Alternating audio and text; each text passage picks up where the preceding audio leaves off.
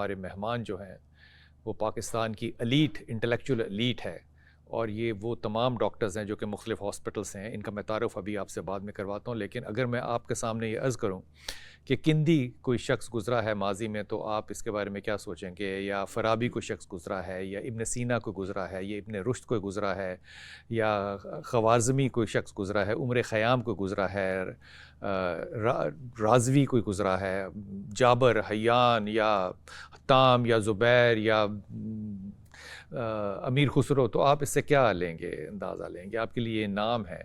لیکن اگر میرے دل سے پوچھئے تو یہ وہ لوگ ہیں کہ جن کی کنٹریبیوشن کے ساتھ، میں خاص طور پہ سائنٹیفک کنٹریبیوشن کی بات کر رہا ہوں، جن کی سائنٹیفک کنٹریبیوشن کے پاس سائنٹیفک کنٹریبیوشن جب میں کہہ رہا ہوں تو ان میں وہ لوگ بھی شامل ہیں جنہوں نے کہ بلڈ پریشر ڈسکور کیا. اور یہ کوئی خالہ جی کا گھر نہیں ہوتا بلڈ پریشر ڈسکور کرنا. بلڈ پریشر ڈسکور کرنے سے لے کے سرجری سے لے کے کاسمولوجی سے لے کے اسٹرالوجی تک کے کام جو ہیں وہ ان لوگوں کے ذمہ ہیں. لیکن ہم نے ان لوگوں کے ساتھ کیا کیا؟ اگر تاریخ کبھی پڑھنے کا آپ کو اتفاق ہو، جو کہ مجھے کوئی بہت زیادہ بڑی امید نہیں ہے کہ آپ پڑھیں گے، تو آپ کو حیرت ہوگی اس بات کی کہ ان میں سے تمام لوگ جو ہیں، یا ان کو ہم نے قتل کیا فتوے لگا کے، یا ہم نے ان کو قید کیا، یا ان کو ملک بدر کیا، یا ان کو ہم نے شہر بدر کیا. یعنی کہ جو کچھ سوچنے سمجھنے والا شخص تھا، تاریخ گواہ ہے ہماری، ہم نے اس کے ساتھ کبھی چین نہیں لیا، نہ اس انفارمیشن کو یوز کیا. تو جن لوگوں نے انفارمیشن کو استعمال کیا، اب اس بات کو طنز نہ سمجھیے گا،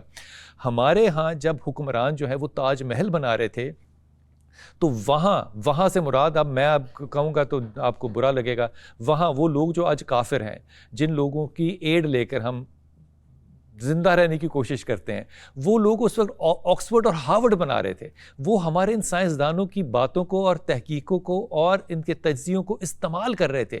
اس لیے آج جب ہم دیکھتے ہیں تو کیا آج کوئی تبدیلی آئی؟ میری ذاتی رائے کے اندر آج بھی مسلمانوں میں کوئی تبدیلی نہیں آئی، کیونکہ پچھلے دنوں ہی آپ کو اندازہ ہے کہ ایک ہسپتال کے اندر وہ کچھ ڈیڈ باڈیز تھی جو کہ چھت پہ پڑی ہوئی تھیں، اور ہنگامہ برپا ہو گیا تھا. اسلام جو تھا وہ خطرے میں پڑ گیا تھا کہ جناب کیا کریں گے. جب حضرات کو، علماء کرام کو بلایا گیا اور ان سے پوچھا کہ حضور اقدس، یہ جو ڈاکٹر صاحبان ہیں یہ کیسے طب حاصل کریں، یہ سرجری کی انفارمیشن، یہ گریز انیٹمی جو ہے یہ کیسے پڑھیں؟ تو ان کا فتویٰ یہ تھا، زیادہ تر کا، سب کا نہیں، ان کا وہ کہتے جی پلاسٹک کی باڈیز. او خدا کے ولی ہو، اگر پلاسٹک کی باڈیز بنانے جوگا انسان ہو جاتا تو پھر کیا ہی بات تھی؟ 3Ds کر لیں. تو جب 3Ds نہیں تھا تو پھر کیا کرتے؟ ہم ابھی تک ان چکروں میں پھنسے ہوئے ہیں کہ طب جو ہے وہ ڈیڈ باڈی کے اوپر پڑھنی چاہیے کہ نہیں پڑھنی چاہیے، خواتین جو ہیں ان کو مرد گائناکالوجسٹ کے پاس یا وائس ورثہ ہونا چاہیے کہ نہیں. ہم ان مسائل سے جب نکلیں گے تو کندی جیسے لوگوں کی عزت و احترام کریں گے. لیکن بدقسمتی کی بات یہ ہے کہ الیکشن ہو یا نہ ہو، ہم نے ان کے حالات کم از کم بدلتے ہوئے نہیں دیکھے. میرے انتہائی محترم ڈاکٹر مدثر ہیں، جن کا تعلق جو ہے وہ سروسز ہاسپٹل سے. ڈاکٹر صاحب بہت شکریہ آپ کا، بہت بہت ویلکم آپ کو. میرے ساتھ ڈاکٹر عادل ہیں جو سروسز ہاسپٹل سے. ڈاکٹر عادل بہت شکریہ آپ کا. اور ہمارے ساتھ ڈاکٹر احمد ہیں جن کا تعلق میو ہاسپٹل سے ہے. میرے ساتھ ایک اور صاحب بھی ہیں جن کا تعلق جناح ہاسپٹل سے ہے، ڈاکٹر عامر. اور انہی سے بات شروع کرتے ہیں. ڈاکٹر عامر السلام علیکم. ڈاکٹر عامر، الیکشن ہونے والے ہیں، اب میں یہ پوچھوں آپ کو کہ ووٹ کس کو ڈالنا ہے تو یہ تو ناانصافی ہوگی.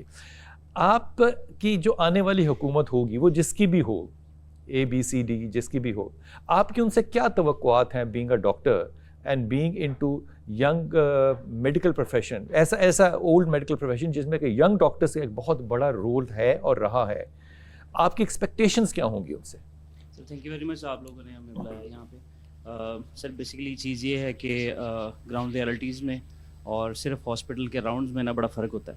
گورنمنٹ جو بھی نہیں آتی ہے ان کا کام یہ ہوتا ہے، وہ ایک soft target as a hospital کو سمجھتے ہیں، وہاں پہ آتے ہیں، تصویریں بناتے ہیں.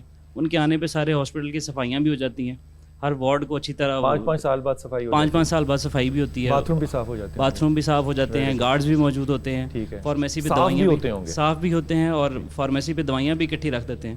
صرف یہ دکھانے کے لیے کہ ہر چیز جو ہاسپٹل میں پرفیکٹ آرڈر ہے.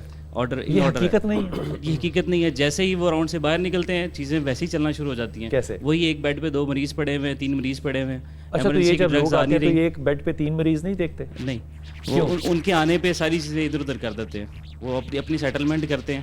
ٹھیک ہے، ان کو دکھانے کے لیے کہاں جاتے ہیں وہ جو 2 مریض ایکسٹرا ہوتے ہیں وہ کہاں جاتے ہیں؟ وہ کسی اور وارڈز میں شفٹ کرتے ہیں ان کو موقع پہ. آپ کو کہتا ہے کوئی کرنے کے لیے؟ ہمیں تو نہیں, جو بیسیکلی ان کے جو ایم ایس صاحبان ہیں یا جو بھی ایڈمنسٹریشن میں ہوتے ہیں وہ اس چیز کو مینیج کرتے ہیں پہلے. تو اس کا مطلب وہ جو آنے والے سیاستدان ہیں یا ہاسپٹل کا جو راؤنڈ لگا رہے ہیں یہ اسیس کرنے کے لیے کہ آپ کی کیا ضرورت ہے, ان کو تو پکچر ہی غلط ملتی ہے. ان کو بالکل غلط پکچر ملتی ہے جب تک وہ ہمارے ساتھ بیٹھیں گے نہیں. اب دیکھیں ایک ہاسپٹل کا جو بنیادی عملہ ہے نا وہ آپ کے پی جی آرز ہیں اور ہاؤس آفیسرز ہیں, پوسٹ گریجویٹس جو پوسٹ گریجویٹ ہاؤس آفیسرز ہیں, وہ جو کام کر رہے ہیں ایمرجنسیز میں کام کر رہے ہیں, فرنٹ لائن ہے, فرنٹ لائن وارئرز جن کو آپ کہتے ہیں, وارئرز کہتے ہیں بس, ان کو کچھ سمجھتا نہیں ہے. تو جب تک آپ ان کے ساتھ بیٹھیں گے نہیں, ان کے مسئلے نہیں سنیں گے, تب تک آپ ان کو حل نہیں کر سکتے. تو سب آنے والی حکومت کو آپ کیا چاہتے ہیں, کیا پیغام دینا چاہتے ہیں کہ وہ کیا کرے؟ ہاسپٹل آئے نہ آئے, اگر آئے تو کیسے آئے؟ سر اگر تو انہوں نے ہاسپٹل آنا ہے تو صرف تصویریں بنوانے کے لیے نہ آئے, وہ واقعی میں مریضوں کے اور ڈاکٹروں کے مسائل حل کرنے کے لیے آئیں. تو آپ کے خیال میں کہ آپ کے لوگوں کی جو ایڈمنسٹریشن ہے, جو مینجمنٹ ہے یا جو آپ کا سیکریٹریٹ ہے, ان لوگوں کو آپ کے مسائل کا علم نہیں ہے؟